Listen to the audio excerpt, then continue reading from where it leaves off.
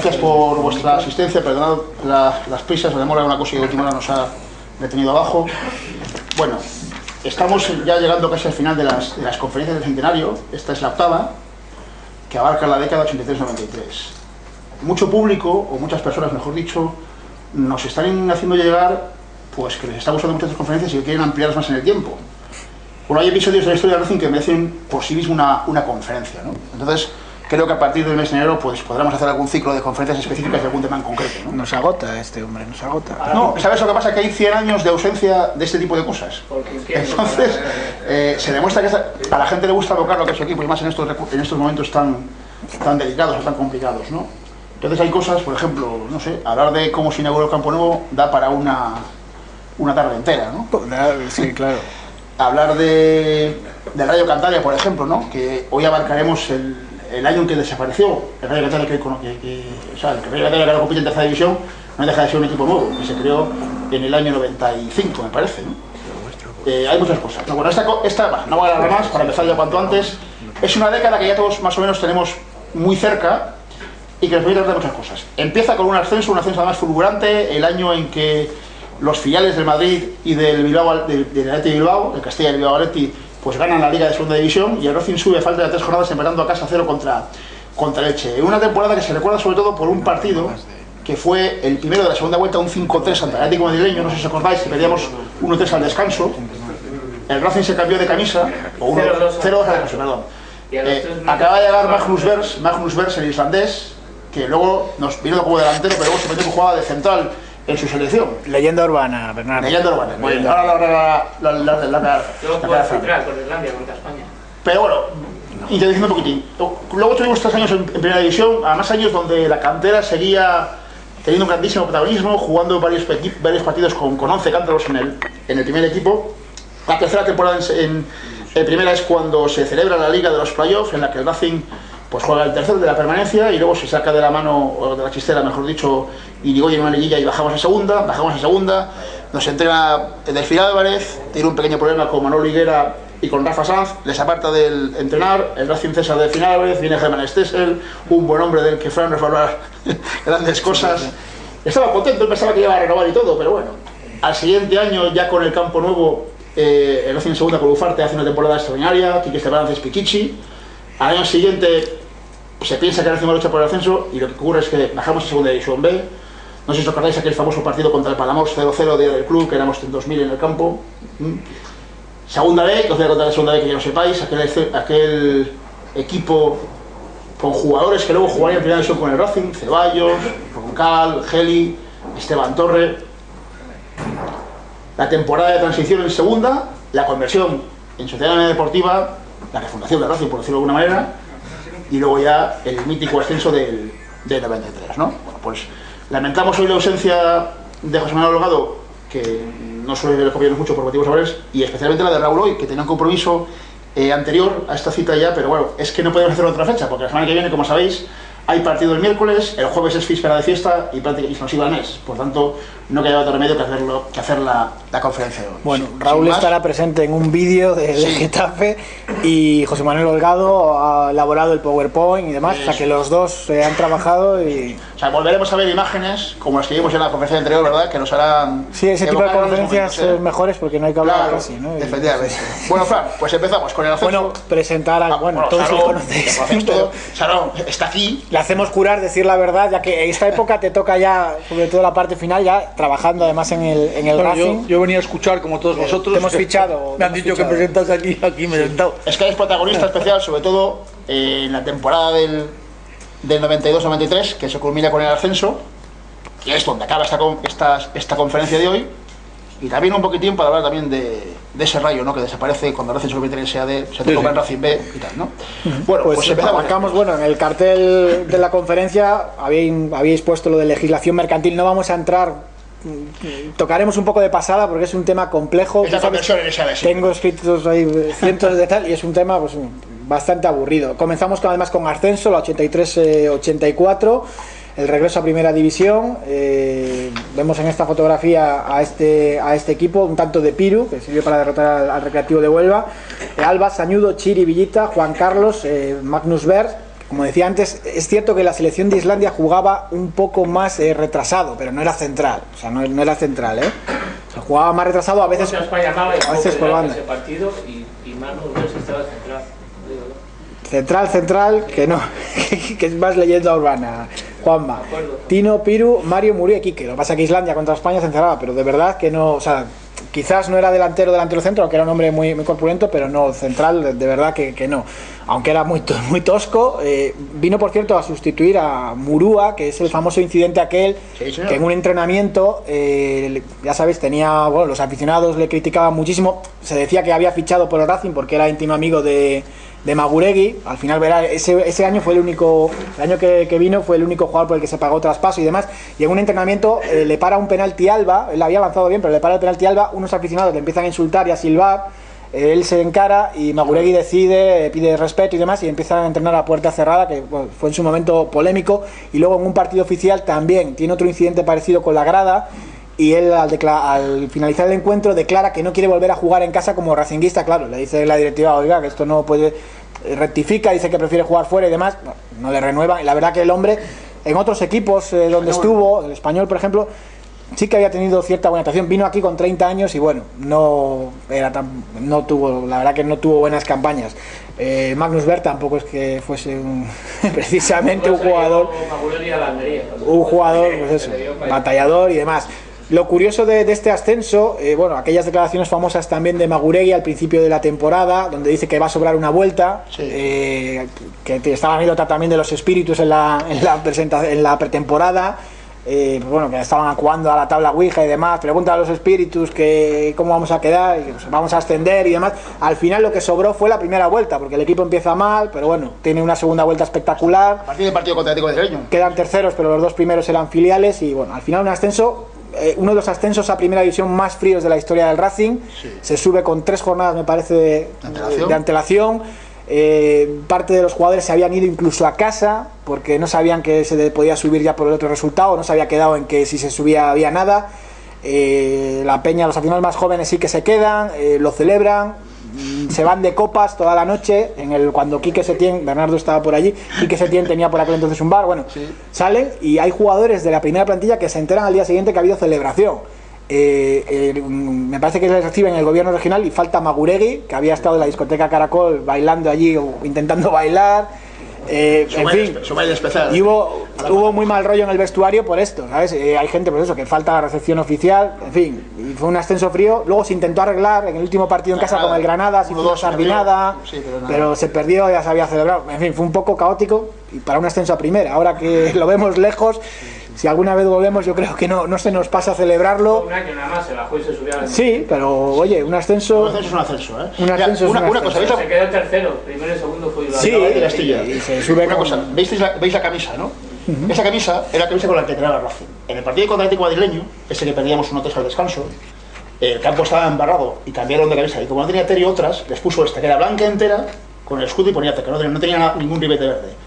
Pues como se ganó ese partido, el Racing decidió utilizar esa camisa todos los partidos como medida de supersticiosa, digamos, y así fue. El último partido de la Liga fue en Barcelona, contra el Barcelona Atlético, donde se produce una anécdota que vosotros escribís en vuestro libro, la de Coronel, la del champú. La del champú, ¿no? Que estaba enfermo y pide a recepción algo para la cabeza. Y le suben champú y se lo bebe. Teodoro Coronel. Coronel era un paraguayo, ¿no? Sí, paraguayo, que además, pagan, no sé si eran 800.000 pesetas por la cesión, en fin. Fue pues uno de estos fichajes extraños del Racing. Con, esas cosas que... Pues bueno, un auténtico desastre. Y en esa época, además, con Víctor Diego cedido al Palencia, que es lo más curioso de todo. Víctor Diego, que bueno, 2 años después ya sabéis lo que ocurrió con él. Sí. Porque no tenía sitio en la plantilla. Bueno, nos destaca aquí José Manuel Holgado pues algunos jugadores, Miguel Bernal, Quique Setién, como no, esa temporada del ascenso es clave, él ya se recupera de la lesión y vuelve a su mejor nivel, y Valentín Cidón. En la 84-85 corresponde la foto un partido contra el Oviedo. Leemos para la gente que desde atrás no lo puede ver. De pie, de izquierda a derecha, Alba, Quique Setién, Bernal, Villita, Chiri y Sañudo, y agachados Chaparro, Mario, Piru, Cidón y Rubén Bilbao. Del 84-85 es el año de las elecciones del Racing, las elecciones más turbulentas de la historia, con esos 3 candidatos por primera vez, incidentes de todo tipo. Yo lo que destaco es que salió toda la mierda a relucir. Da gusto ver la hemeroteca, los anuncios que hacían las diferentes candidaturas poniéndose verde, acusándose de todo. Y bueno, y de aquellas elecciones pues iba a terminar un presidente del club pues bueno, con sentencia de cárcel y teniendo que devolver dinero por todo el incidente de Samuel Lamarca, que es como si ahora mismo pues Harry se enfada con Pernía y suelta toda la verdad, ¿no? Pues sería algo así, ¿no? Ojalá, ¿no? En aquella ocasión ocurrió con Samuel Lamarca, quizás pagado por otro de los candidatos como Emilio Bolado, y salió todo aquello y pues bueno, le estalló en las manos durante años, porque esto de las elecciones dura prácticamente 3 temporadas, ¿no? Entre que se preparan, se vota y luego todo judicialmente, todo el proceso es tremendo. Tengo por aquí simplemente los datos. Votaron 2.646 racinguistas de los 4.896, solo un 54% de los censados, que a mí me da un poco de pena, porque dices, al final solo fueron a votar la mitad cuando se decidía de alguna manera, una vez más, ¿no? el futuro del club. Cajigas obtuvo 1.109 votos, Bolado 821 y Valentín Valle 716. Tenía por aquí... A todo esto, Fran, perdona que te interrumpa, había habido un cuarto candidato que era Manuel Blanco, es decir, sí, aquellas elecciones fueron... Era muy curioso, como dice Fran, revisar la hemeroteca.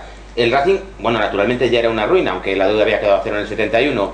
El Racing era una ruina, todos lo decían, la pésima gestión, pero había auténticas puñaladas por ser presidentes del Racing. Y curiosamente todos o constructores o relacionados con la construcción. Claro, había detrás una operación urbanística, evidentemente. Sí, lo contábamos ya en la anterior conferencia, que era alrededor del mejor solar de España, como le definió Ormaechea, valorado en 1.000 millones de las antiguas pesetas. Pues todos los constructores y demás pues querían al Racing especialmente. Tengo aquí algunos ejemplos de publicidad de la época. Aquí, por ejemplo, en este anuncio a doble página de la candidatura de Emilio Bolado se destaca la pérdida del patrimonio, ¿no? Nunca en la historia del club hemos estado peor. Se han perdido los campos de Sport de Sardinero, de larga tradición racinguista, sin que esto nos haya liberado de las deudas. Contábamos también en la conferencia pasada que se pensaba que muchas veces forzaban esas deudas con la idea de vender los campos y construir y demás. Pues bueno, por ejemplo aquí vemos directivos de primera, ¿no? La campaña se titulaba lo de un club de primera no merece una directiva de segunda. Y bueno, son un poco graciosos también las promesas electorales que hicieron, que nunca cumplieron, ¿no? Es curioso lo que prometían y estas cosas, de un Racing de Cántabro, todo al revés. Aquí está el anuncio de las elecciones con muchos incidentes. El día de las elecciones, que se vota en la estación del ferry, tardan en abrir, hay unas quejas, hay un incidente, se pelean varios abonados racinguistas, en fin, que tuvo sus polémicas, ¿no? Los peores goles que le han metido al Racing han venido de sus presidentes. En cierta manera lo sabemos bien y lo hemos padecido a lo largo de la historia. Fijaos, del club. Tengo aquí una, si me permites, Fran, sí. Todo esto empezó, como decía Fran, pues bueno, denuncias con gente directiva, ¿no? Quien encabezó toda la investigación fue una peña, que fue la Peña Castilla 45, no está aquí hoy, pero yo quiero mandar un fuerte abrazo a Amador de Cos, su presidente, que fue de los que más batalló para encontrar lo que luego encontraron 3 años más tarde, ¿no? Por ejemplo, se habían gastado en un año 6 millones de pesetas en comidas, solamente en Santander, la directiva del Racing, ¿no? Mira, decía... No, pues 6 millones en un año, que no es nada en comer. Joder, pago el sos, ¿quién tiene 6 millones? Acabas como Belis, con 6 millones. 6 millones de pesetas en comer. Bueno, es una barbaridad, ¿no? Hombre, hay que decir, a ver, la respuesta un poco de Cajigas, que al final acaba condenado y a devolver aproximadamente... 200 millones sin justificar, de pesetas. 200 millones de pesetas sin justificar. Estaban implicados, mira, hay una carta de un auditor que firman los directivos Ezquerra, Muñiz y Cajigas. Firman una solemne carta a los auditores de cuentas declarando que no se ha producido ningún hecho ni se ha descubierto asunto alguno que implique la necesidad de ajustar o hacer declaraciones sobre balance y gestión. Cosa que no firma Bolado Paul, que era el gerente del Racing. O sea, el gerente no firma las cuentas. Sin embargo, hay otros 3 directivos que sí que las firman, ¿no?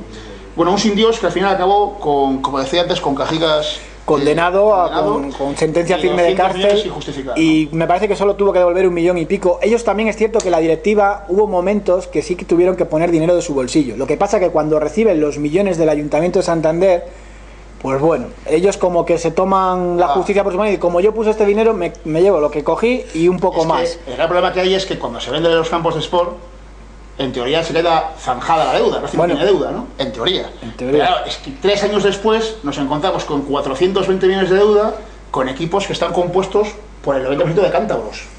Entonces, en aquella época, joder, de repente en 5 años... Incluso el ayuntamiento no llegó a pagar los 200, se quedaron por ahí algunos que no quiso pagar Ormaechea por algún lío. Es que esas cosas no El argumento de todas formas de Cajigas fue un poco torticero porque fue, bueno, hilando con lo que decía Fra, bueno, sí, una vez con sentencia firme fueron 7 meses de cárcel. Obviamente, como sabéis, al ser una sentencia menor de 2 años, no implica ingreso en prisión, pero fue, bueno, es que habíamos puesto dinero antes, es decir, ni siquiera una vez que existe la sentencia firme, niega los hechos, simplemente, bueno, el argumento era que habían puesto dinero antes. De hecho, es lo que desencadena al final la dimisión, en última instancia, porque como dice Fran, es un proceso larguísimo de 3 años, pero desencadena la dimisión de Cajigas y la convocatoria de elecciones anticipadas ya con el equipo en segunda. A todo esto, esa temporada, aparte del Racing inmerso en todos estos líos judiciales, fue el lío de la Asociación de Futbolistas, fue el lío de la televisión, que estuvo también sin fútbol televisado mucho tiempo, el lío de las quinielas, tampoco hubo quinielas porque los clubes reclamaban mayor porcentaje de dinero, en fin, que fue una temporada convulsa. Lo curioso es que en lo deportivo el Racing ha sido una de las mejores temporadas de la época moderna, comparable a la de Marcelino incluso, porque se queda, los 3 últimos partidos se pierden y se queda a 2 puntos de jugar la UEFA. Y hombre, también un poco planteamiento muy defensivo de Maguregui para el equipo que tenía, con Kike y demás, pero bueno, la temporada es excepcional, o sea, el equipo está arriba, era la primera vez en muchísimos años que no estaba. El irlandés Campbell, que metió 9 goles, y que vecino de además yo creo que ese año incluso la Roma viene a verle jugar a Campbell y se interesan por él, y hay un partido en esa temporada, el 5-0 Osasuna, juega Benito, Bayern en Osasuna, donde Kike mete 4 goles, el otro mete Manolo Roncal, verdad que fue un partido extraordinario. Pero bueno, en la pretemporada me acuerdo que el Ciudad de Santander gana el Racing al Videotón húngaro, que esa temporada juega la final de Copa de la UEFA con el Real Madrid también, como curiosidad. Ya los partidos de verano, como hace tanto tiempo que ya no viene aquí ningún equipo a jugar en verano. Pues vemos aquí una caricatura de Piluís, también un abrazo muy fuerte para él, de Pedro Alba, que esta década también es la de Pedro Alba, ¿no? Y Ángel Blanco Gelucho. Pasamos ya al 85-86. Por cierto, la última temporada también se queda sin récord el Barcelona, al empatar a 0 en el Sardinero, el récord de puntuación de aquella temporada. 85-86, pues bueno, lo de siempre, ventas. Se vende a Kike. Se ficha a Morten Donnerup, que el otro día en la charla de los goles vimos un gol de Morten Donnerup, que en teoría era internacional por Dinamarca, era un jugador con calidad, pero bueno, no se adaptó del todo esa temporada. Y pues bueno, al final, pues hombre, sustituir aquí que se tiene en su mejor momento, pues era complicado. No, pero la temporada acabó solvente, más o menos, esa temporada. Sí, no, sí, fue peor la siguiente. Pero hubo malos fichajes, Arrién, Bernat, aquellos no. Sí, cuando ya vino luego Zenda y compañía el año siguiente, ¿no? Que viene Suárez, el que vino del Celta, pero ese fue el año siguiente, me parece, ¿no? Sí, aquí vemos que curiosamente me ha hecho mucha gracia porque José Manuel Delgado ha puesto lo de Alon Campbell en vez de Alan Campbell. En los periódicos de la época siempre le ponían Alon. Y es curioso, ¿no? Porque es solitario. Y era tal y como jugaba Maguregui, porque era solo. Y a mí me hace mucha gracia en los periódicos de la época que le llamaban Alone Campbell, ¿no? Alone, era Alan, ¿no? Pero era Alan. Alone, y yo creo, Christopher Campbell. Sin saber que Alone es solitario, y claro, el hombre aquello era. Pero bueno, era un buen jugador. Sí.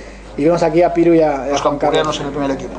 Carlos García. Chiri con pelo, que también es una foto curiosa. Chusabá, del que vimos también el otro día 2 goles espectaculares. Cajigas con el puro.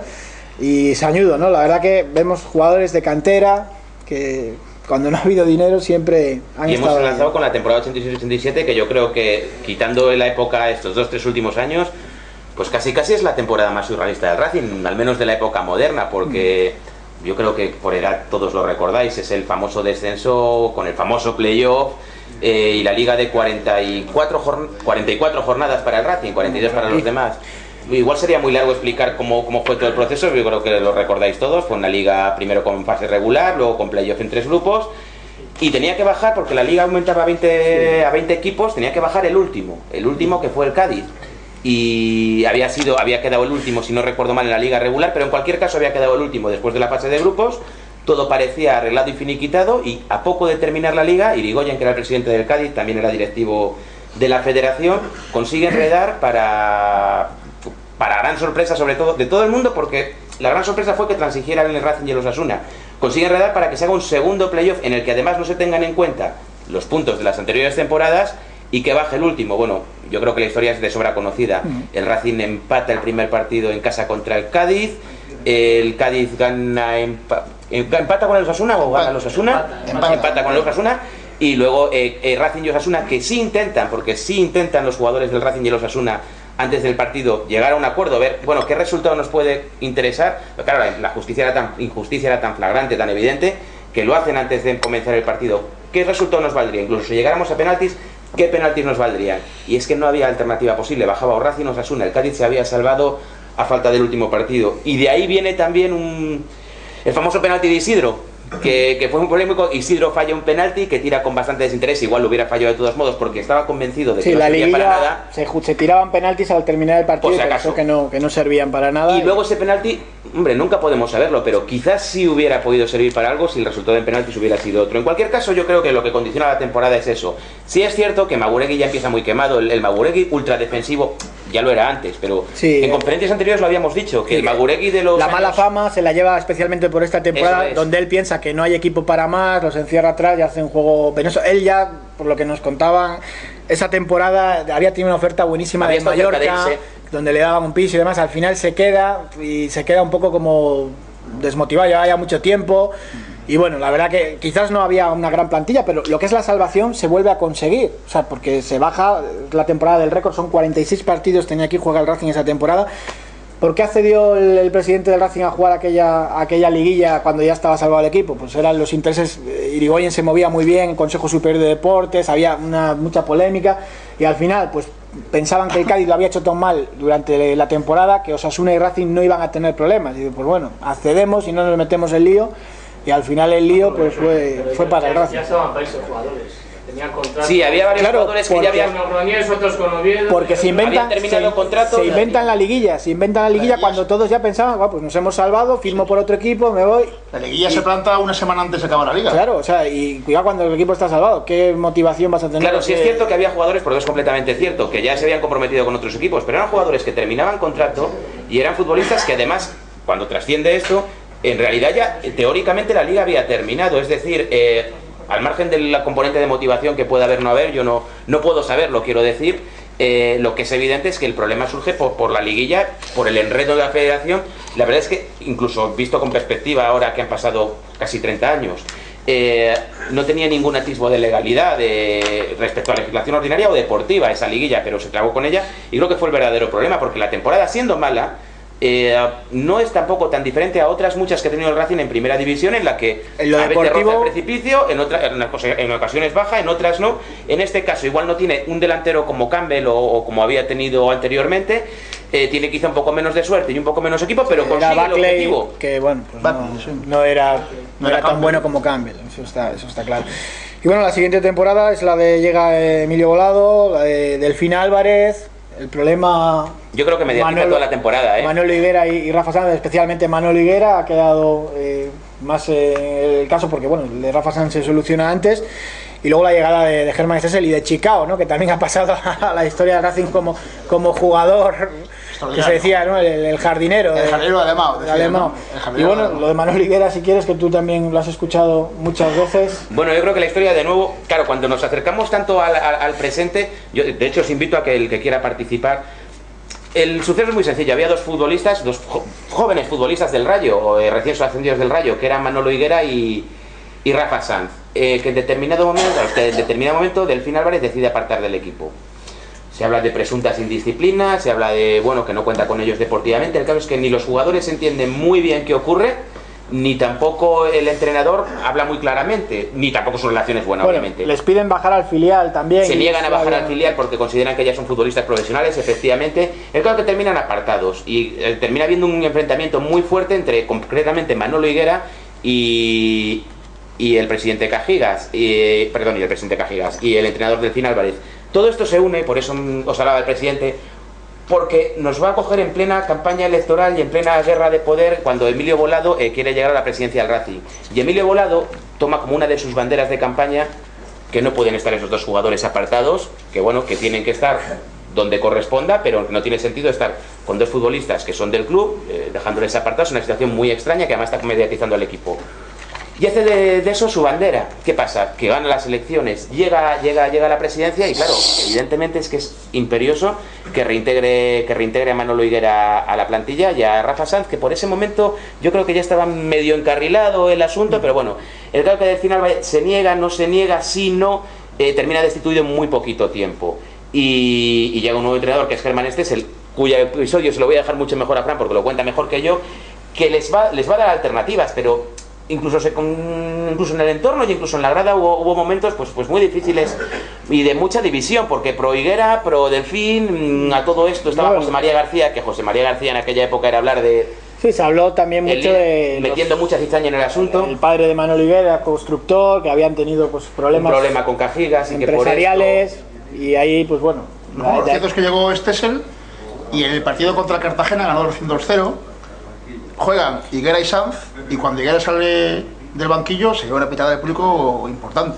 Que Higuera siempre la recuerda de, bueno, menudo embolado es que encima, cuando destituyen a Delfín Álvarez, la plantilla gana con Santi Gutiérrez Calle, me parece, en el banquillo, y dedican el triunfo a Delfín Álvarez. Incluso cuando juegan ese partido Manolo Higuera, en los periódicos de la época, luego hay diferentes versiones, pero en los periódicos queda reflejado que los jugadores no querían pasar el balón a Manolo Higuera. Luego también pues hay otras versiones que Manolo Higuera sí que participa, que lo da todo porque salta al campo con muchísimas ganas. Al final, pues bueno, entre una cosa y otra, el que pagó ahí la temporada queda por un incidente que es una auténtica tontería, porque tú eres entrenador. Lo que pasa es que Delfín Álvarez era un hombre con muchísimo carácter, porque eres entrenador, no vas a contar con este hombre, no quiere pasar al filial, bueno, pues le tienes entrenando, no le das oportunidades y ya está. O sea, tampoco es un mayor problema. Está también la injerencia del presidente y está también, hay que tener en cuenta que el equipo iba moderadamente no. Iba muy bien con una plantilla.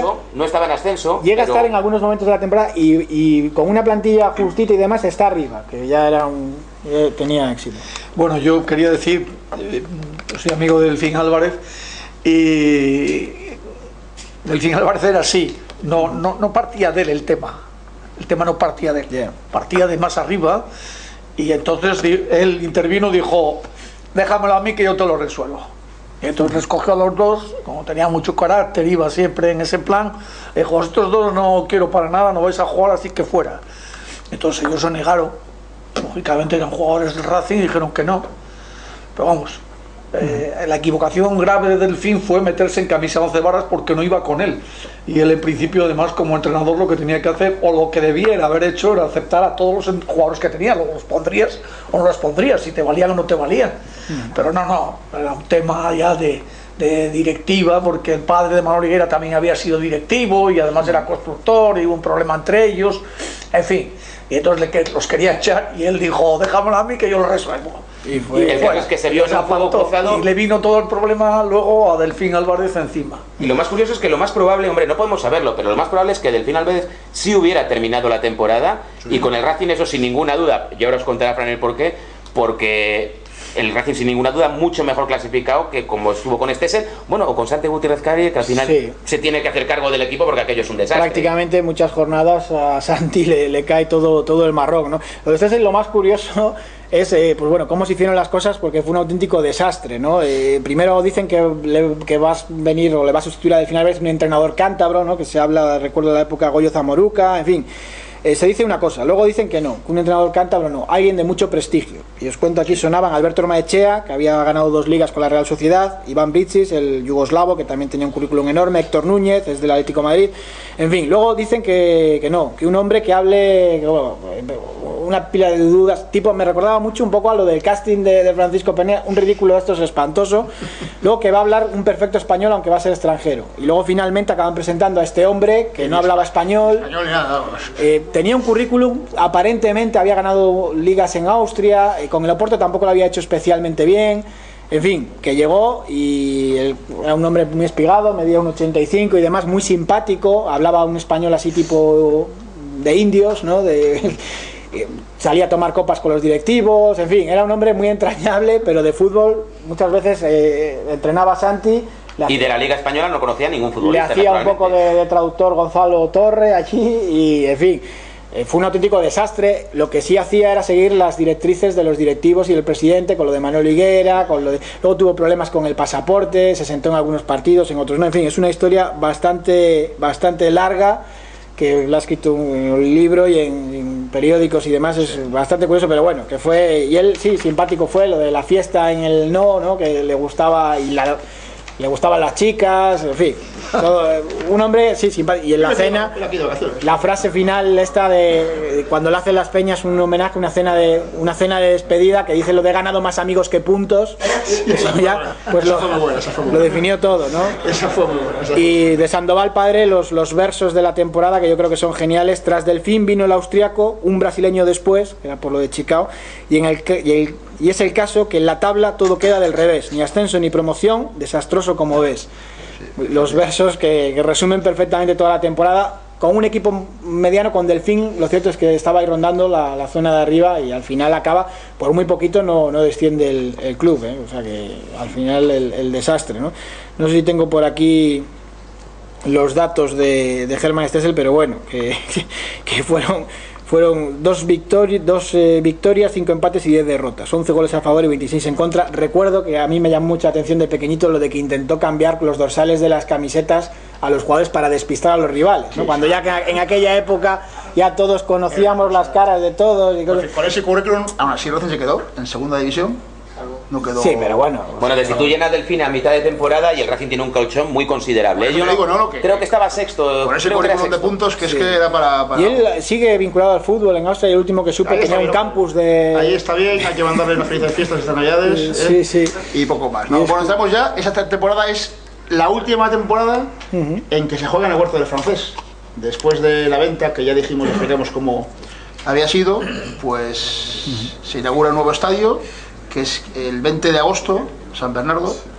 Bueno, un inciso, Bernardo, mira, esto estamos viendo aquí la entrada del último partido de los Campos de Sport. Sí, el homenaje a Terio, perdón, sí. Es el último partido porque es el homenaje a Terio, el último partido que hay, el último partido oficial o abierto al público, porque el último partido, después de ese partido, Quique Setién le pide a Terio las llaves del estadio, y Quique Setién y una serie de amigos, la mayoría futbolistas profesionales también, aunque no solo, son los que de verdad juegan el último partido pero muy pocos días antes de que entren las palas a demoler. No, el día anterior. El día anterior. El partido de Terio fue un sábado, fue una selección cántabra contra unos veteranos. Cenan en el Santemar, me parece, y Quique le pide las llaves para jugar por la mañana. Por la mañana, el domingo.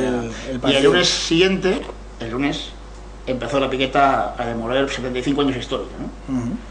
75 años donde Racing había jugado allí todos sus partidos. Bueno, tengo de los que jugaron algunos amigos de Quique, Miguel Amo, los hermanos Agustín y José Rever, Carlos Saiz Corbe, Rojo, Eduardo Cavada, pues bueno, compañeros de Quique en el Pedillo.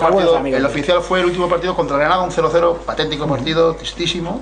Y del homenaje a Terio, decir pues la alineación del Racing: Alba, Mauri, Cantudo, Villita, Óscar, Gaby, Benito, Juan Carlos, Miro, Quique Setién y Víctor. Y la segunda parte jugaron Liaño, Javi, Edu y Rafa Sanz. Y del combinado, Unzúe, que luego llegó a jugar con el Racing y a entrenar, Chiri, Rubén Bilbao, Pizo Gómez, Tino, Arteche, Martín, Santillana, Bustingorri y Marcos. Y luego también jugaron Moncaleán, Juan Revilla, Higuera y Manolo Preciado.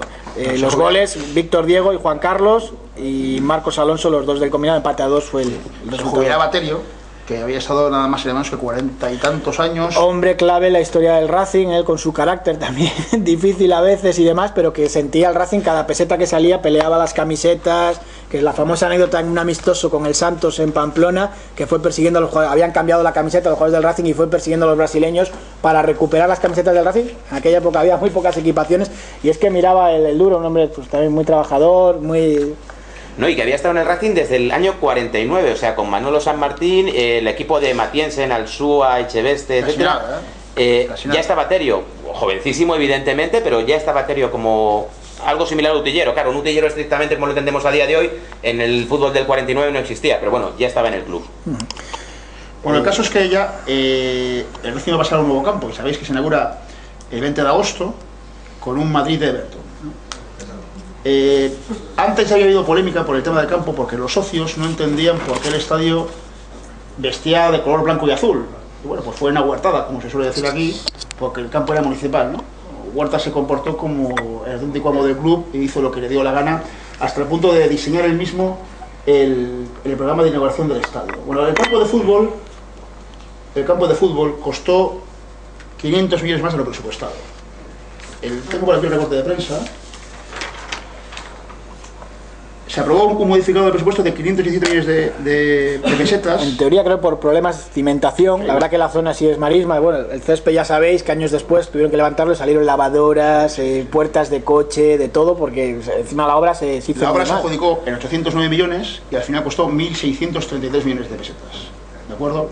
Eso fue. Bueno, bien, el 14 de julio, en una rueda de prensa conjunta entre Emilio Volado y Manuel Huerta, se presenta la inauguración de los campos de Sport, con un Madrid-Everton.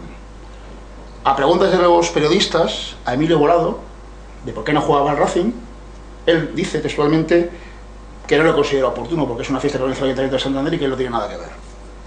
Y Huerta dice que, bueno, que es un evento para todo el público, que no tiene por qué jugar el Racing, ¿no? El presupuesto del Madrid cobra 18,5 millones de pesetas, el Everton cobra 6,5 millones, que por aquel entonces es el campeón inglés, ¿no? Yo no lo recuerdo ahora, pero me parece que no, ¿eh? Bueno, estoy viendo la crónica del periódico. 6,5, igual no, es que no lo sé. Sí, ves la alineación aquí, tampoco era un gran Everton. Ah, no, te referías a que el Everton... Vale.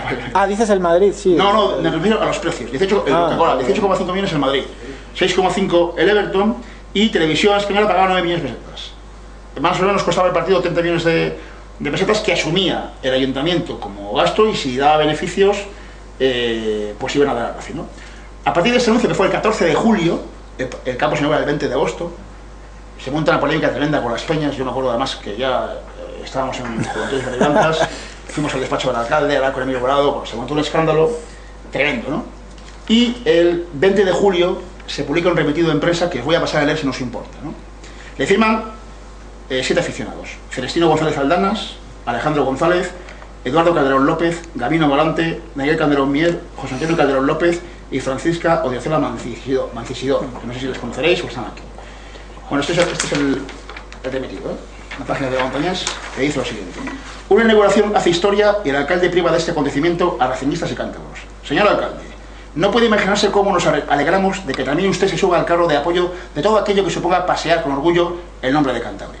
Según tenemos entendido, algo así pretendía la construcción del nuevo campo de fútbol del Racing: potenciar no tanto la afición al fútbol, que ya existe entre nosotros, como la afición al Racing de Santander, el equipo más representativo de Cantabria, que es como le hemos oído definirle últimamente. Y así entre nosotros, más vale que sirva de verdad para potenciarlo, porque esos casi 2.000 millones de pesetas que va a costar, más del oro de inicialmente previsto, que pagamos todos los ciudadanos de esta tierra, no nos va a proporcionar, por ejemplo, pistas de atletismo u otras instalaciones deportivas de las que carecemos. No, se trata solo de un campo de fútbol, magnífico, eso sí, pero de un campo de fútbol para el Racing. Pero mire usted la sorpresa. Se trata de potenciar al Racing, y que resulta que el magno acontecimiento de inauguración de su campo de fútbol se va a celebrar sin contar para nada con el fútbol cántabro. Real Madrid-Everton, ese es el anuncio. Uno de los encuentros más importantes que se puede organizar ahora mismo, visto la perspectiva de la afición a ese deporte. Pero es que, señor alcalde, ya hemos quedado en que afición no falta en Cantabria. Lo que nos falta es afición al Racing. Que con ese superpartido se vayan al campo de fútbol es de imaginar. Pero ¿no sería más rentable, y no nos referimos a la rentabilidad económica tan solo, incluir de alguna manera al fútbol cántabro de por medio? ¿No contribuiría más a la finalidad última que nos hemos planteado, organizar un encuentro entre Racing y cualquier otro equipo? ¿O traer una figura del fútbol para incluirla en las finales santanderinas esa tarde? ¿O hacer una selección de jugadores cántabros para enfrentarla a un equipo con gancho? Fórmulas hay, creemos, para pasar el nombre de Cantabria y del fútbol cántabro, y no solo desde su campo de fútbol. Señor alcalde, por favor, no nos repita aquello de la venta del encuentro de televisión. Nos gastamos 2.000 millones por la única razón de potenciar la afición al equipo más representativo de Cantabria, y no lo exhibimos para ahorrarnos unos duros. Por este motivo, esta carta no va a ser un mero testimonio de semejante atropello. Vamos a trabajar más, porque estamos seguros que la afición y peñas racinguistas están suficientemente indignadas ante semejante escándalo. El 20 de agosto, ante Televisión, mostraremos nuestras pancartas reivindicativas para que el resto de España se entere del desprecio que usted hace al representativo de Cantabria, uno de los más históricos del fútbol nacional. Si legalmente no podemos hacer nada, moralmente, señor alcalde, le exigimos que rectifique, o cuando menos, dé alguna alternativa a semejante desplante caprichoso. Señor alcalde, de verdad, piénselo otra vez despacito. La verdad que no tenía sentido inaugurar el estadio de un equipo sin la participación del equipo. Al final, pues gracias a la presencia en Oviedo de Tuto Sañudo, Vicente Miera, al día siguiente, justamente al día siguiente, se arregla el encuentro. El alcalde dice: el Racing invitado por el Ayuntamiento a inaugurar también el nuevo campo. Y el alcalde le emite un comunicado diciendo que lamenta este remitido que os he leído, que no entiende por qué las críticas, y que le insta al Racing a que busque un partido amistoso a las 3:30 de la la tarde para jugar contra otro. Al final el partido se celebra a 5:30, es contra el Real Oviedo, pierde el Racing 2-0. Sí, recuerdo también, bueno, un dato negativo para nosotros, 13.000 espectadores para ver al Racing, 18.000 para ver al Real Madrid-Everton, bueno, quizás hay... Hubo un paracaidista que aterrizó en el campo, recuerdo, con una bandera, unos aviones que pasaron. El segundo partido, sí, que fue llegando. Sí, y sacó Rafael Llano como socio número 1 por aquel entonces el saque de honor del partido del Racing. Ganó el Oviedo 2-0, como decías, Berto de penalti y Evia en el segundo. El Oviedo que estaba en primera división y bueno, se notó ahí la diferencia de categoría. El argumento que usó en el momento es que era un campo municipal, claro, quedaba ahí la parte de, bueno, vamos a ver, es un campo municipal que por supuesto lo era y lo es un campo municipal para que utilicen exclusiva y a perpetuidad del Racing y condicionado por toda la situación anterior, es decir, la cesión del solar a cambio de la deuda y la no operación urbanística que había venido antes y que hubiera sido legal en los 80, que hubiera repercutido en unos ingresos mucho mayores. Yo, por buscar alguna comparación, sí que es cierto que hay un matiz importante por el tipo de sociedad y la propiedad del campo, pero por buscar un ejemplo reciente, imaginar que el nuevo San Mamés lo hubieran inaugurado el Barça contra el Bayern, o sea, hubiera ardido Bilbao directamente. Y esto es lo que ocurrió en Santander, de hecho. Por cierto, el otro saque de honor, el del Real Madrid-Everton, se ve de la temporada 88-89 con Armando Ufarte en el banquillo. Yo creo, lo resumo siempre como esperábamos a un Quique y apareció otro, ¿no? Porque esa temporada Quique Setién tiene problemas en el Atlético Madrid, se pasa muchos meses entrenando aquí con el Racing, todos pensábamos que iba a firmar por el Racing y al final acaba en el Logroñés. Y el otro Quique que aparece es Quique Estebarán, ¿no? Que hace una temporada espléndida, termina como máximo goleador de segunda división. Y lo de Quique Setién, la explicación que hay para que él no fichaje, la verdad que es bastante triste, ¿no? Porque fue un desencuentro con Emilio Bolado, al parecer por haber acudido a una cena. Otra de las ideas de Manolo Huerta fue, por decirlo de alguna manera, traspasar las categorías inferiores del Racing al Ayuntamiento de Santander, a la Escuela Municipal de Fútbol. Y por eso, pues bueno, Santi Gutiérrez Calle, Luis Corbet, bueno, en fin, la gente que trabajaba en las canteras del Racing pues queda un poco como apartada. Hacen una cena de homenaje a la que asiste Quique Setién, lógicamente, pues con gran relación con Santi, con su tío, cómo no va a asistir. Y por eso, pues bueno, parece que Emilio Bolado se enfada, le sienta mal, que si Quique es demasiado protagonista, que si es polémico. Total, que aparte de una buena temporada de Liga, también es de Copa, jugaba el Racing con el Barcelona y él se pasa a saludar, creo que a Eusebio, a Julio Salinas, a compañeros por el Hotel Real y va a dar la mano a Emilio Bolado cuando en una semana se pensaba que se iba a formalizar su fichaje con el Racing y le niega, se va. Y acaba ahí la historia, ¿sabes? Se va al Logroñés. Se va al Logroñés. Donde el Logroño, ya sabéis todos la carrera que hay. Y en el campo, recuerdo que ese partido, ya cuando él está, Logroño firmando, o ya se sabía que iba al Logroñés, en la grada pidiendo a Quique en aquel banco. No, se contó una movida guapa. Pues fue una pena, porque con Quique Setién seguramente se hubiese conseguido la ascenso. Acabó sexto, me parece, ¿no? Séptimo, creo. Séptimo esa temporada. Sí, a pesar de que estuvo... Pero en un pañuelo.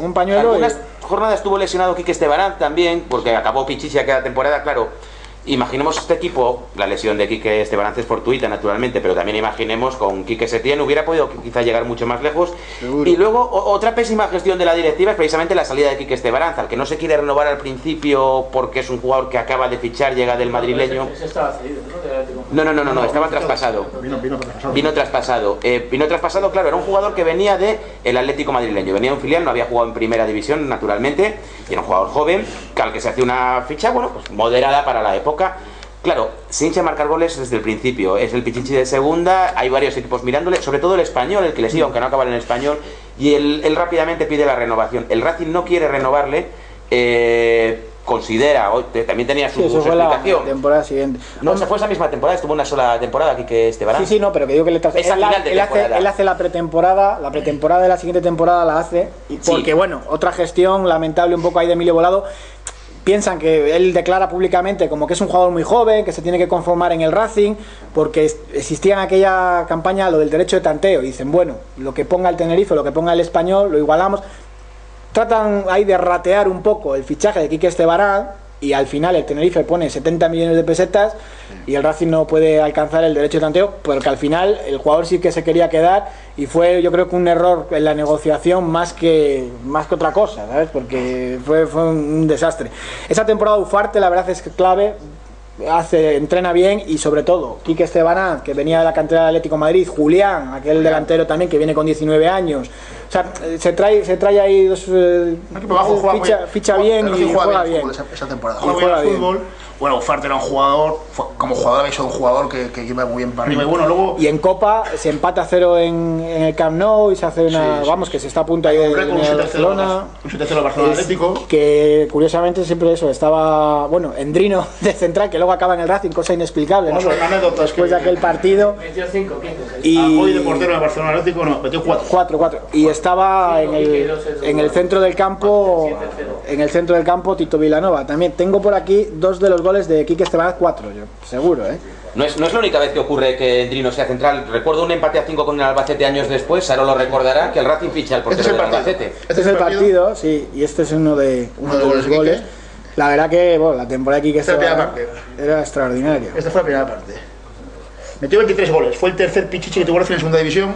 Primero, como sabéis todos, Isabel, luego fue Santillana y luego Quique. El cuarto Pichichi ya fue Salva en primera división. Otra anécdota de esa temporada con el Mollerusa, famoso partido de Mollerusa, Boyan Krikic padre. Sí. Wow. En Mollerusa, ¿os acordáis que llovió un mar, llovió 4 mares? Y ese día se pusieron de manifiesto todas las carencias del estadio, goteras por todos sitios, fue tremendo. El día de Mollerusa. Y otro, la verdad que, bueno, se hinchó a marcar y a marcar goles. Hay un gol aquí de, no sé si es el gol de Edu o de Rozola.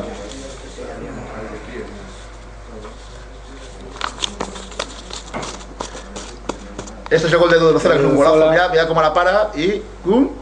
Cataclón. La verdad es que espectacular. Precioso el gol, ¿eh? Y bueno, la temporada ya hemos dicho, tengo por aquí apuntado 7ª posición, pero eso, en la zona. El 5.º puesto fue para el Recre, sexto para el Racing, a 6 puntos del Tenerife y el Mallorca y a 7 del Rayo. Sí, la verdad que ya dejó de luchar por ascenso a falta de 5 jornadas porque ya era prácticamente, por eso, imposible. El primer gol le metió Javi, el vasco, el de Aredo. El primer gol en el campo nuevo, 1-1 contra Las Palmas. El gol de Las Palmas le metió el videomarcador, bueno, ahora había videomarcador. Ahora. Este es contra el Castellón, ¿no? Sí. Sí, metió 3 goles aquí él. Sí, no me acuerdo nada.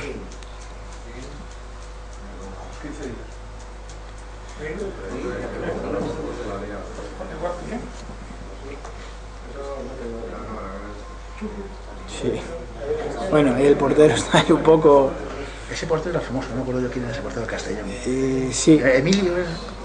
No me acuerdo, no sé si lo tendré por aquí, pero sí fue conocido. Emilio, ¿no? Yo creo que sí. Yo creo que era Emilio. Era uno de los míticos. Bueno, esto ya son.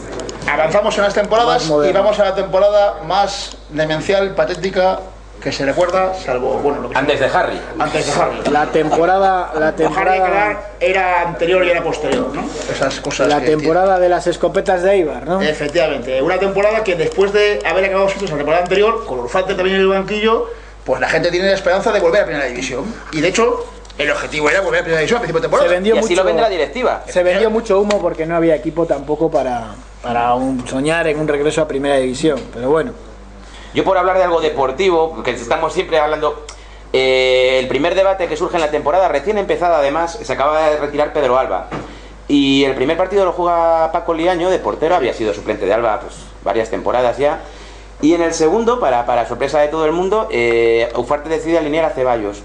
En general con bastante, porque visto con perspectiva parece distinto, pero en general con bastante desagrado para la gente, y se abre un debate bastante interesante. Bueno, ¿cuándo va a jugar Liaño? Primero porque estaba Alba y ahora porque está este, que además claro tenía 4 años menos, tenía José Ceballos.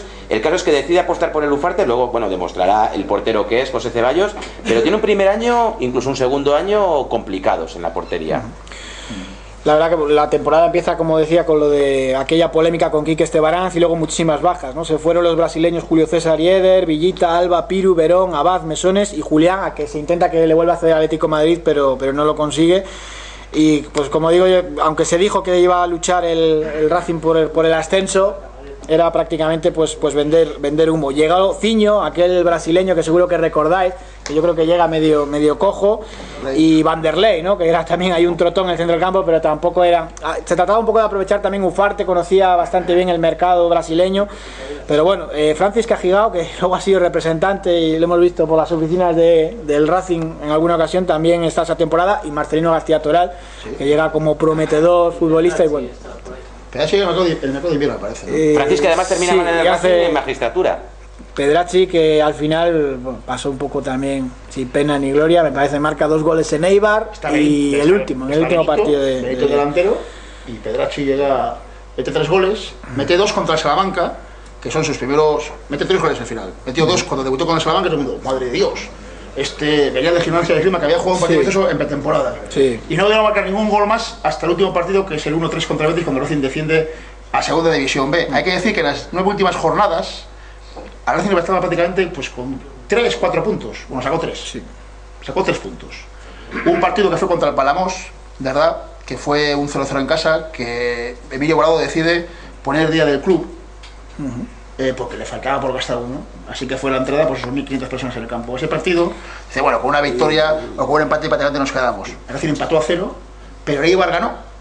Y entonces, eso era, creo que era la antepenúltima jornada, nos acabamos a una última jornada en la que Racing, con un empate en casa ante un Betis que ya había subido a primera división, permanecía, siempre y cuando ganara el Eibar al Español, que será otra. Claro, en cuanto el Eibar no ganara, a Racing le da igual perder. Pues ¿qué pasó? Que el Eibar ganó y que el Racing perdió. ¿No? Sí. Y que el de Eibar salieron algunas escopetas. Un regalo de escopetas, Eibar, la ciudad de Armera, industria.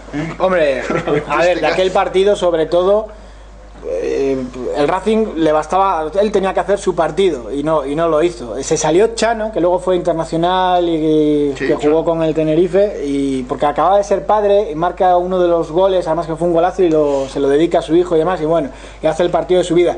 La afición ahí empezaron con el 0-0, con el que se ve, señapitar al palco, y Emilio Volado y el presidente del Betis tienen que salir del palco y no vuelven. Un poco absurdo, porque el 0-0 hubiese valido, ¿no? Y se metió ahí una presión también un poco absurda, ¿no? La que tú no tuvo el Español con el Eibar, que incluso el Español jugó con el portero, el suplente del suplente, quiero decir. Sí, es que estaba buscando, porque tenía por aquí el partido este que decías antes, que hizo socio del club, que no sé si es el partido oficial con menos entrada lo estaba buscando y por eso estoy aquí un poco despistado, pero bueno, por ahí lo tengo. Y el día del, vamos, allí el Español Eibar fue un escándalo, porque incluso el público perico cantaba lo de Tongo Tongo. El Español hace un partido normal, en el descanso el entrenador cambia a Macario Menéndez, que era el portero del Español, y saca porque Encono estaba preparando el Mundial de Italia, y pues bueno, y sacan a un jugador, a un portero vasco, Echeverría, que no había jugado ningún partido ni ningún minuto. Y yo creo que hay un poco ahí con varios jugadores vascos del Español también, y bueno, al final es que yo recuerdo haber visto por la noche en Estudio Estadio los goles de Eibar, y era un escándalo, y aunque se protestó oficialmente, el Racing trató de impugnar el partido y demás. Iba ganando 2-0 creo que el Español, y al final fueron 2-3 lo que ganó el Eibar. 2-3 ganó el Eibar, y se dice que el Eibar pues regaló las escopetas a los jugadores del Betis, ¿no? Y pues sí es cierto, porque alguno de ellos tenía la escopeta de caza. No, yo sé algo, pero no de eso, del Eibar. Yo sé que el Betis estaba primado. Y entonces, bueno, pues salieron a jugar, estaban en primera, pues les importaba un bledo, ¿no? Pero claro, tenían una prima, y hay una conversación entre los dos capitanes en el descanso, cuando salen al campo, y lo comentan, y entonces le dice el otro, oye, nosotros estamos jugando por la prima que nos dan, si no nos daba igual. Pues nada, todo depende de vosotros. Si nos dais lo mismo que nos dan en otro lado, pues no pasa nada, nosotros venimos aquí a pasar el rato. Hubo 8.500 espectadores. Pero no hubo, parece ser que el presidente se había tenido que marchar con otro presidente, no porque le pitasen, sino porque tenía que coger un avión, el presidente del Betis, y entonces se brindó Emilio Volado a llevarle. Entonces pues no se tomó ninguna determinación a nivel directivo, a pesar de que hubo comunicación del capitán del Racing con el delegado para que a su vez comunicase y tal, y no hubo nada, y se perdió. En el campo estaba Felines, que iba a ser el entrenador de la próxima temporada, y pensando que iba a entrenar, había fichado para entrenar al Racing en segunda división, y vio toda la tragedia allí en directo. Y en la carretera de Sarriá, el mejor jugador del Español fue Michel Pineda, que luego terminaría en fue un descenso muy raro, la gente no se lo creía, No se lo creía. Yo me acuerdo, a mí personalmente me dio un ataque de risa ese día. Oscar. Luego en su se ha deprimido, vamos, pero... En el partido Eibar Español, en el Español jugaba Michel Pineda. Sí. Y en varias ocasiones, recientemente, hace 3 meses, en una cena con él, hemos hablado mucho de ese partido muchas veces. El partido hubo dejadez por parte del Español, no hubo dinero. Le convenía al Español, votaron entre los jugadores y se dejaron ir, sin dinero por medio. Recuerdo, tengo aquí el recurso del Racing que argumenta que el Español había alineado a jugadores no habituales y el juez del comité, José Javier Forcén, pues bueno, al final sacaron los datos y según el artículo 27 del reglamento federativo, que pues bueno, tenía que tener 11 de los 11 titulares que se enfrentaron al Eibar, resulta que 8 jugadores sí que habían disputado más de 5 encuentros ligueros y bueno, tumbaron el recurso, era una pataleta, porque fue un desastre, es que nadie pensaba en la segunda vuelta que el Racing podía descender. 9 jornadas, 9 jornadas para conseguir los puntos. Quedó Pachín de entrenador, estaba entrenando. Sí, habían destituido a Ufarte a media temporada, efectivamente. Sí. Bueno, vamos a seguir avanzando y vamos a pasar ya a los malos ratos estos para hablar de, yo creo ya... Sí, tenemos aquí algunos ahora de los, también de los dos descensos de esta fase, ¿no? El ascenso de segunda B y el ascenso a primera división. Dejo un poco las fotos del Sabadell Racing, por aquí anda Ciño, el que tiraba muy bien los penaltis, eso sí lo recuerdo. Y Vanderlei, que corría mucho con esa melena, sí, pero poco más. Pero poco más. 90-91, temporada de segunda B, que nos suena. Yo la recuerdo con cierto cariño, por lo menos. Hombre, era buen equipo. Ahora sí, pero el día a día fue muy duro. Sí, fue duro. Tú estuviste en Lemona con 1-0. Juan Carlos, no, los partidos de casa sí los vi todos. Juan Carlos de Diego y Benito Ballén. Juan Carlos de Diego también, el otro día veíamos un gol de él, tenía una calidad buena. Y la verdad que hombre, la temporada, pues sí que el equipo está arriba. Con el Alavés era el gran rival, ¿no? Que suba y yo creo que le sacan al final 2 puntos. Y luego le costó alcanzar el liderato, pero ya luego lo alcanzó y ganó con solvencia el campeonato. Pero era un equipo fuerte, para la categoría era un equipo muy fuerte. Termina con Pedraza y Marcos Alonso, con 2 internacionales. Jugaba Ceballos de portero, estaba Gerucho, Salceda, Roncal, estaba Yageli, Esteban Torre, Cantudo. Bueno, Pedraza, por supuesto, como hemos dicho antes, vino Marcos en la liguilla de ascenso. Era la primera vez que se jugaba la liguilla de ascenso. A Racing le tocó el Cartagena, el Córdoba y el Getafe. Sí, no, el grupo era un grupo de la muerte porque, pues bueno, Cartagena, Córdoba eran rivales potentes, lo mismo que el Getafe. Y pues bueno, el partido de infarto, el último donde el Racing se juega todo, que también tiene mucho que comentar. Hubo, recuerdo, lanzamiento de piedras en Córdoba. En fin. Perdía Racing 3-1 a falta de 5 minutos. Y de Diego metió 2 goles en 3 minutos. Y empataron a 3. El Córdoba tenía por completo perdidas todas las aspiraciones para poder subir. Y ahora sí le da muchísima vida. Muchísima vida. Vamos a ver las imágenes del último partido, del ascenso. Así está Raúl presente, porque es un vídeo que comentamos. El partido le conseguí, yo creo, entero, gracias a Telemadrid, unos intercambios de imágenes que hacíamos. Pero al final solo queda un pequeño resumen que emitimos uno de los días, gracias a un aficionado que lo subió a YouTube. Y pues bueno, ya que aparece comentando 900 grados a la sombra con unos cuantos años menos. La sidrería de Liendo, con la mejor parrilla de Cantabria. Sí, porque 15 años después. No sé si existe, no tengo ni idea. Partidazo, Raúl, emocionante, mucho calor, hacía mucho calor en Madrid aquel día, que vamos a recordar que fue el 23 de junio de 1991, han pasado unos cuantos años. 14 años, ahí vemos a José Ceballos que tuvo que entrar al vestuario a cambiarse y la alineación estaba... Intentaban ganar tiempo ahí. Sí. Lo querían hacer para entretener un poco el partido. Hay que decir, bueno, vamos a ver el primer gol del Racing porque llegó muy pronto. Fue este no es, pero bueno, llegó a los 2 minutos llegó. Esta es la jugada del primer tanto del Racing. Sí. Fue un tiro de Pedraza, un golazo espectacular. Y se coló, dio en el palo y se coló dentro. 1-0, minuto 2, se ponían muy bien las cosas. Hay que decir que era necesario ganar este partido, el empate no servía. Había 3 equipos empatados, había 4 equipos en la liguilla del ascenso y había 3 equipos antes del último partido empatados a 6 puntos. Las victorias valían 2 puntos. Bueno, ese es el gol del empate, un gol que nos marcó en el minuto 17 Loren de cabeza, picó fue una falta, me parece, y esto puede ser una ocasión del Racing. Una verdad que se jugaba con otro campo, con la radio, porque la Cartagena se estaba... Cartagena y el Córdoba estaban jugando.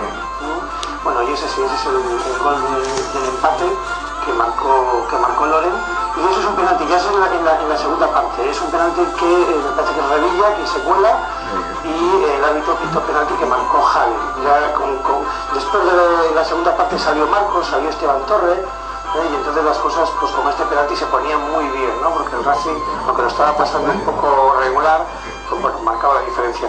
Sin embargo, las cosas cambiaron a los pocos minutos, porque esta es otra jugada, esto es otro gol, ¿no? El gol de Racing, 2-3, una jugada de Marcos por la izquierda que pasó a profundidad de Diego y fue el autor del gol. Es que a partir de ahí, cuando las cosas estaban formidables para el Racing, ocurrió que el Getafe volvió a respirar y marcaría un tercer gol, que fue el empate a 3. Ahí veremos precisamente.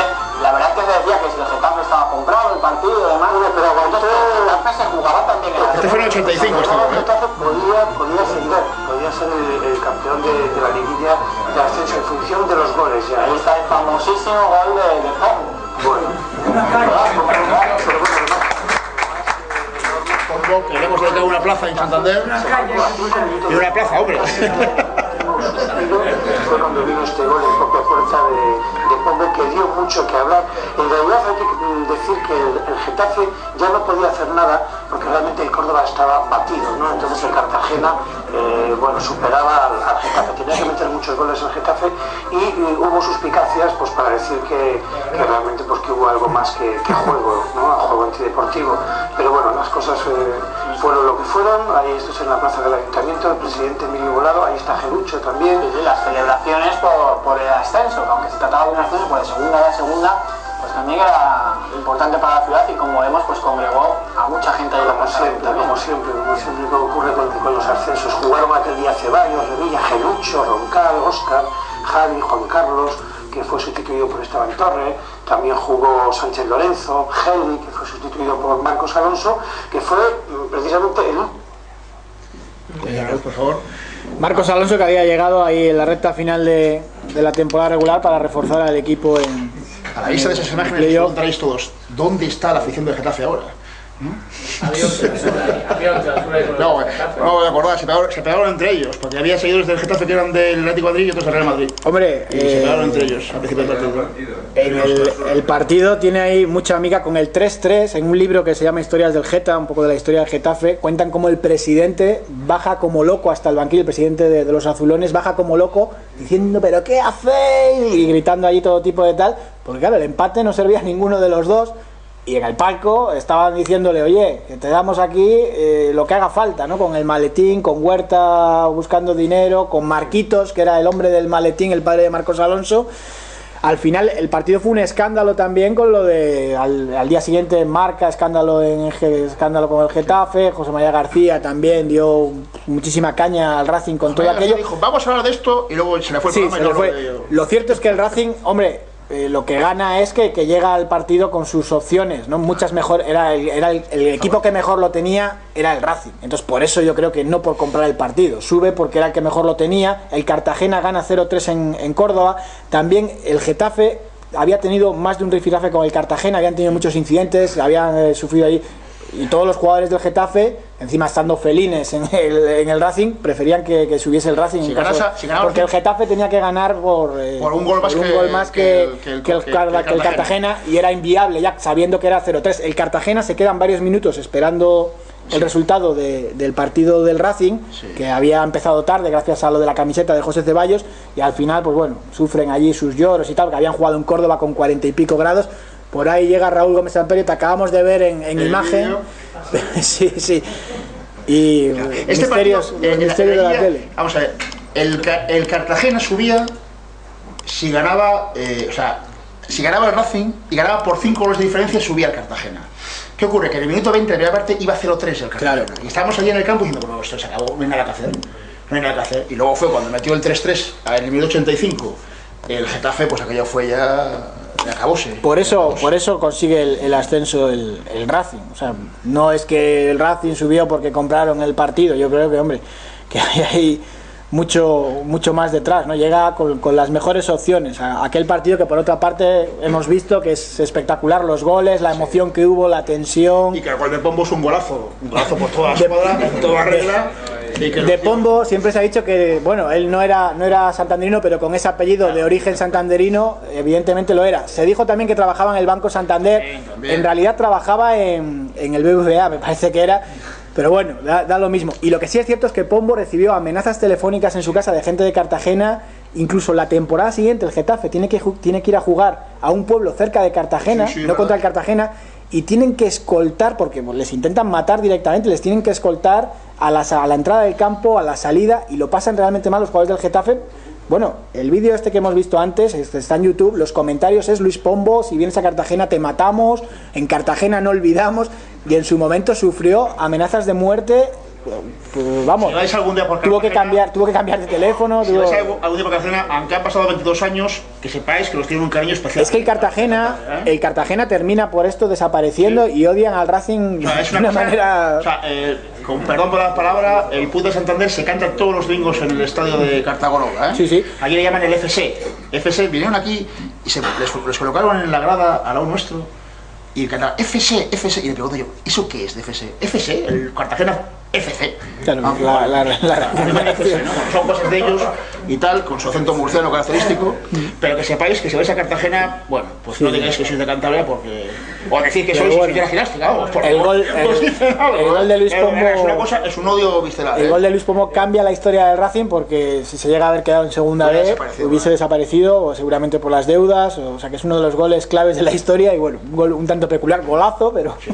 Bueno, pero entramos ya en la temporada siguiente, que podemos terminar un poquitín de transición. Yo es que la llamaría de transición completamente, sobre todo en lo deportivo. Cuidado, en lo societario me parece fundamental, porque es que se abre un nuevo proyecto, o sea, es el segundo año de Felines.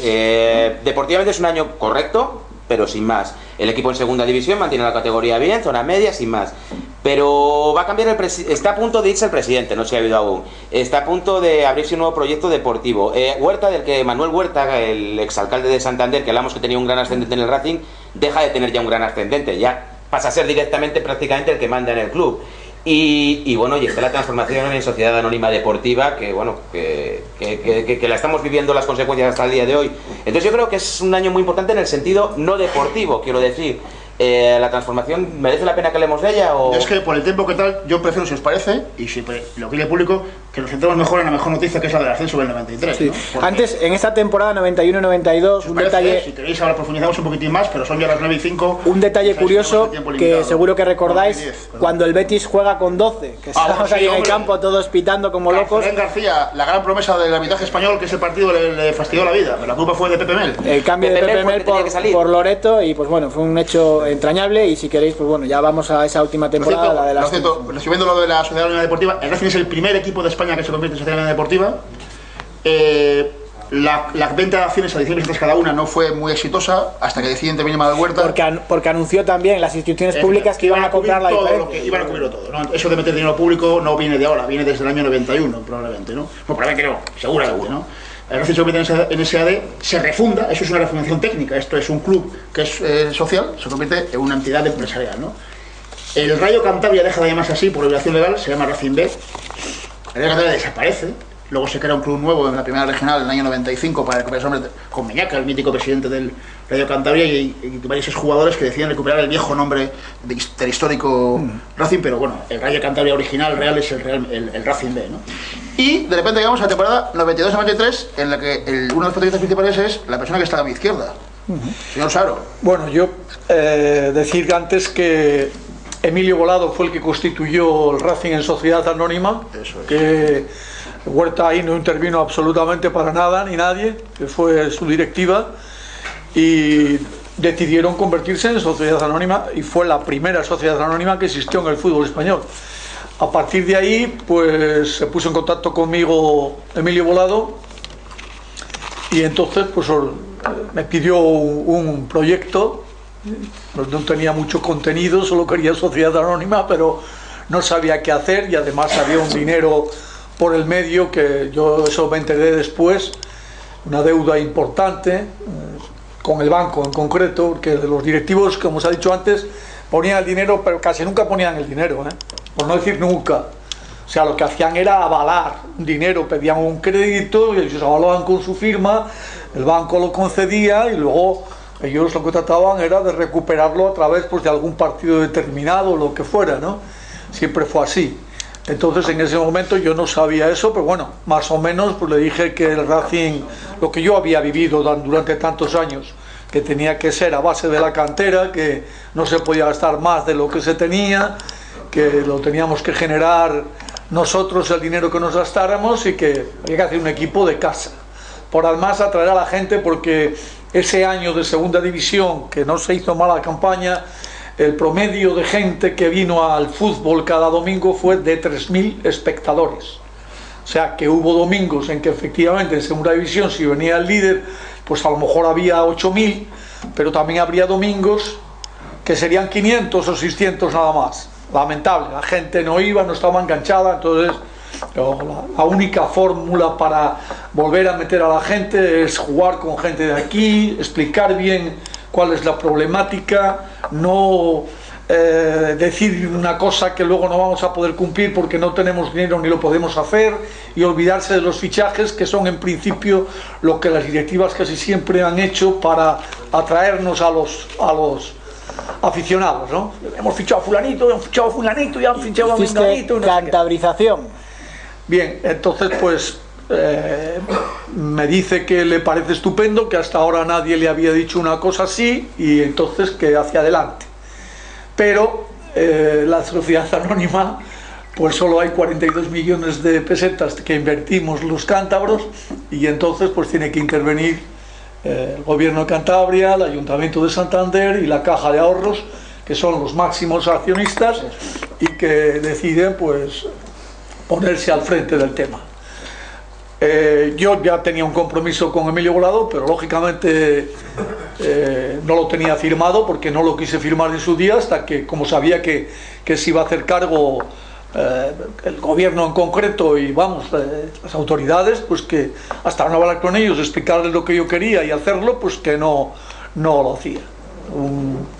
Se reúne el Consejo de Administración, donde aparecen pues el director de deportes entonces del gobierno de Cantabria, el vicepresidente, tristemente el señor Pernía apareció por allí como vicepresidente de gobierno, representante del gobierno de Cantabria. Esto después pues los directivos que habían constituido la sociedad anónima, y también pues 2 o 3 representantes de la Caja de Ahorros, y naturalmente el alcalde y un par de concejales, ellos Miguel Ángel Sañudo, que puso mucho interés al principio y se volcó conmigo. Entonces, bueno, yo les dije cuál era el proyecto, entonces me dijeron que les parecía bien y que a partir de ese instante que me daban por contratado y que hacia adelante. Y nos ponemos en marcha, y la primera sorpresa al día siguiente, que de los 492 millones, me parece que era el capital social, pues 350 desaparecieron, porque precisamente había una deuda con el Banco Popular de la directiva anterior, y lógicamente el banco quería cobrar, y como en aquel instante todavía tenía firma el presidente anterior, Emilio Volado, firmó el primer talón, y de los 492 desaparecieron 350. Y dice: toma, José Antonio, esto tienes, a ver cómo te las arreglas.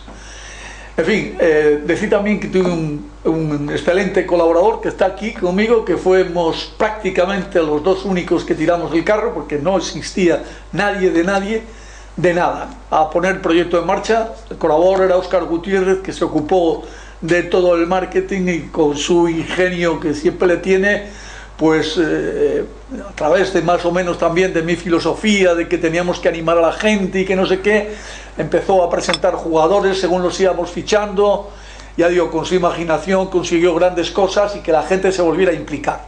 Yo ya tenía intención de traer aquí Quique Setién, había hablado con él el año anterior, que ya sabía que venía a Santander yo, en un partido que jugamos Numancia-Logroñés, y me dijo que imposible, no puedo ir allí.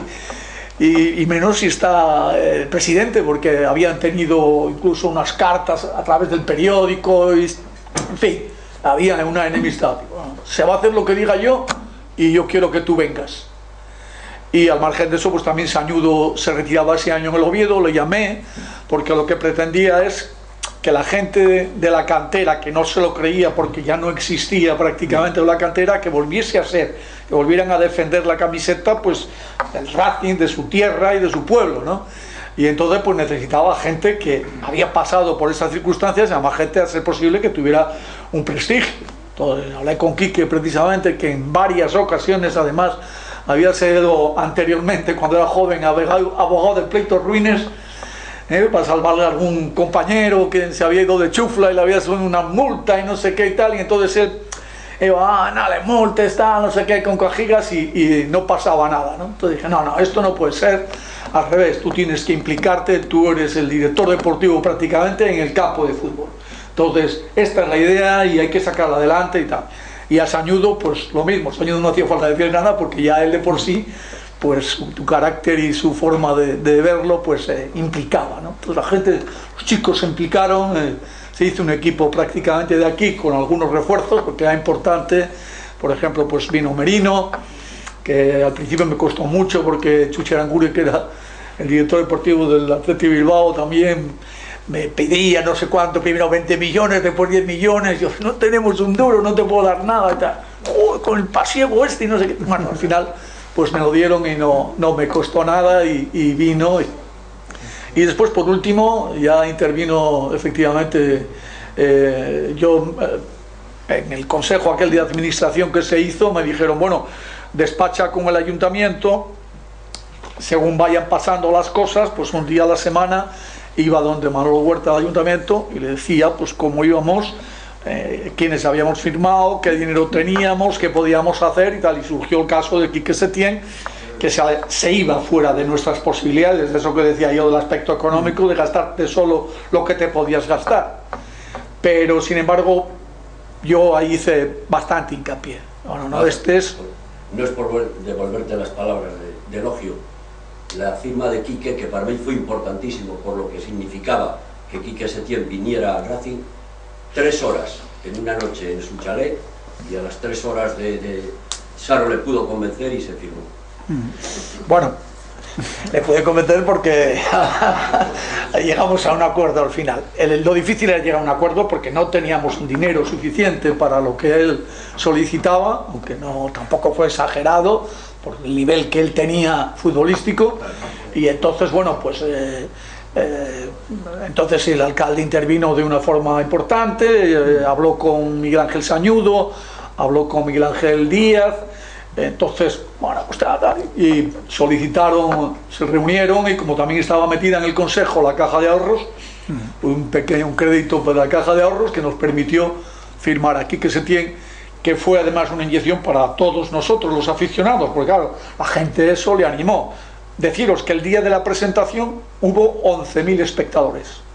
Óscar, esto que no había habido en toda la liga ningún partido, en la presentación nada más, Y entonces, bueno, pues efectivamente se empezó a animar la gente, y había otro ambiente totalmente diferente, se creó un ambiente bastante bueno.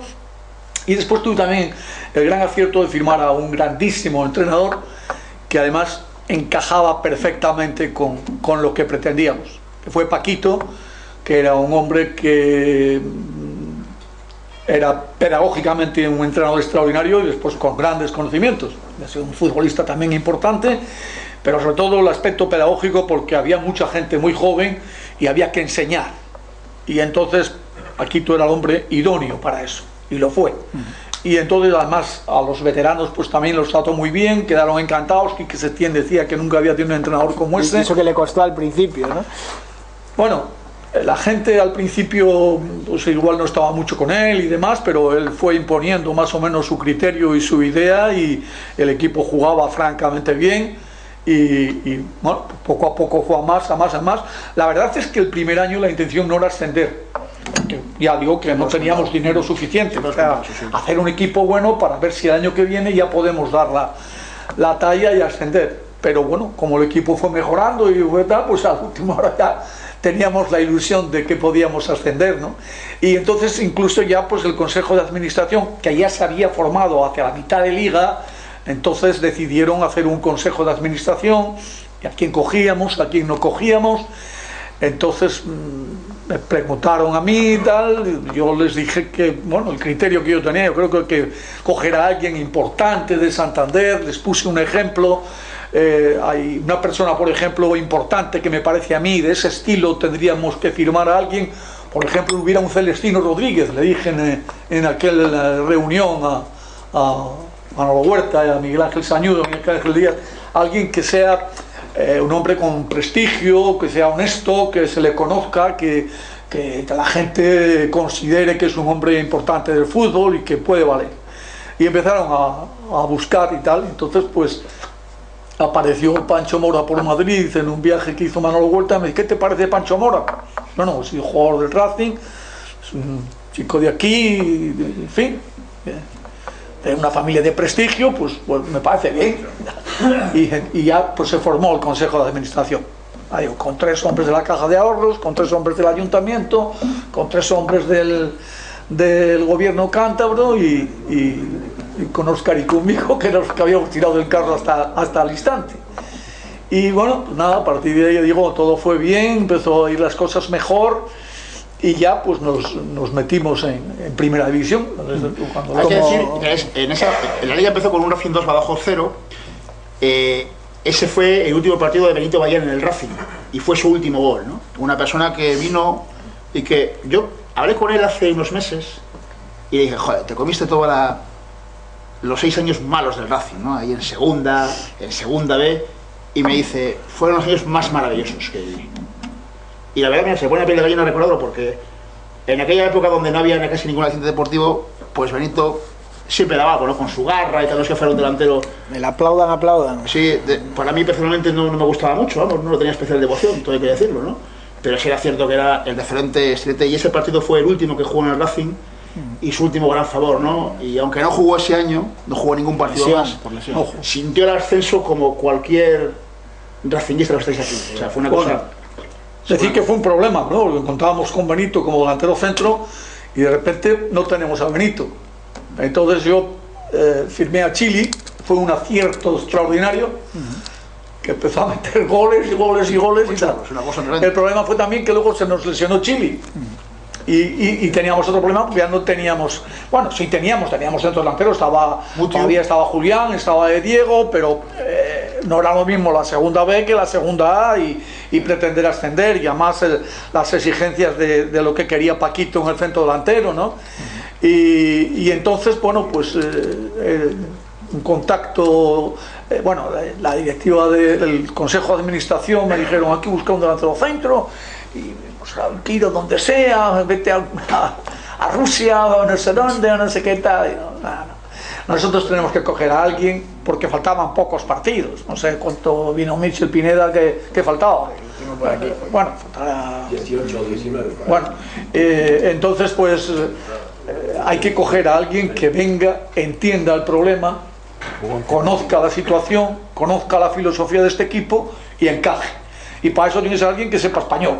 Claro, porque si no, es que si el primer mes no se entera, que si el segundo mes no sé qué tal, cuando se empieza a acoplar, se acabó la liga y no tenemos nada. Y entonces pues llega la oportunidad de Michel Pineda, que jugaba en un equipo francés, que no les pagaba, que tenía problemas, que iba a haber liquidación también, y entonces pues conecto una cita con él en Barcelona, con su esposa. Perdona, liquidación y cárcel del presidente del contable, del Toulon.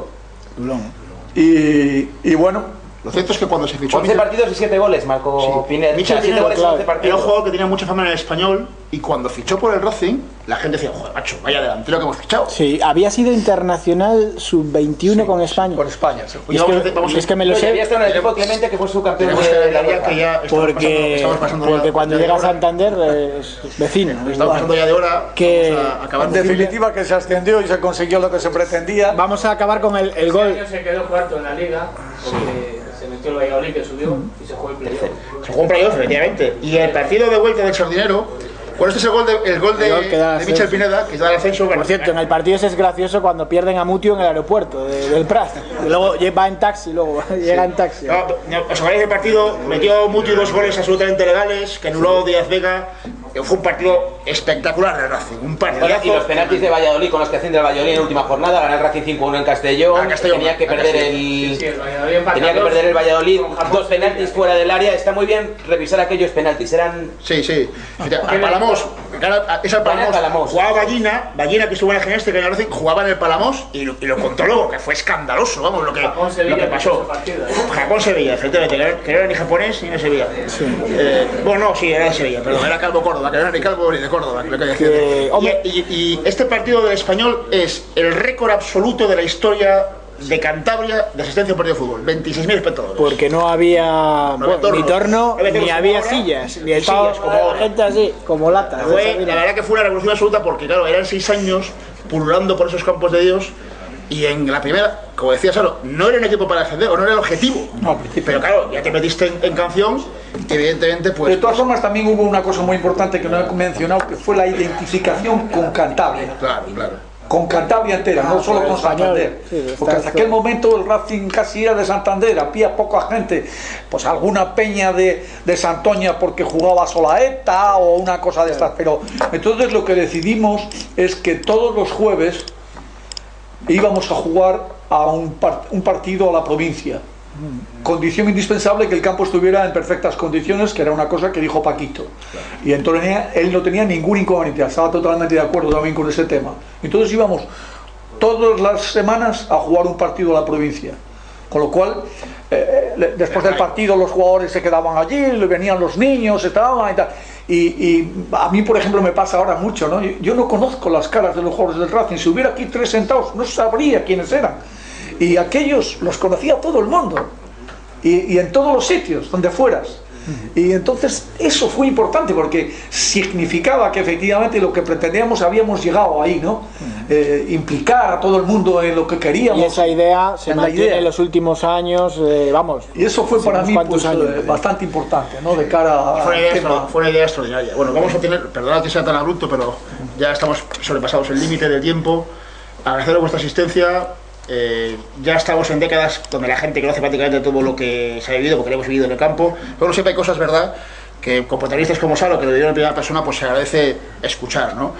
La siguiente conferencia será a finales del mes de noviembre, no sabemos dónde estaremos como club, pero estaremos ahí, porque vamos a culminar el ciclo, no os preocupéis, y será la década 93-2003, que se abre uno de los ciclos, yo creo que más atractivos de la historia del Racing en toda su historia, ¿no? Con partidos memorables, con un descenso y un ascenso prácticamente automático, antes de enfrentar la última década, que bueno, pues como os podéis imaginar, pues tiene mucho que decir positivo y también mucho que decir negativo, ¿no? Bueno, gracias a todos, y yo creo que también un fuerte abrazo sobre todo para Saro, que fue una de las personas que consiguió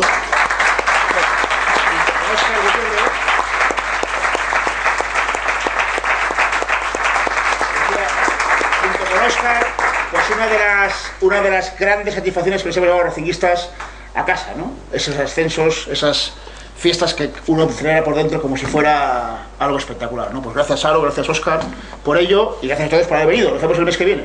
Gracias.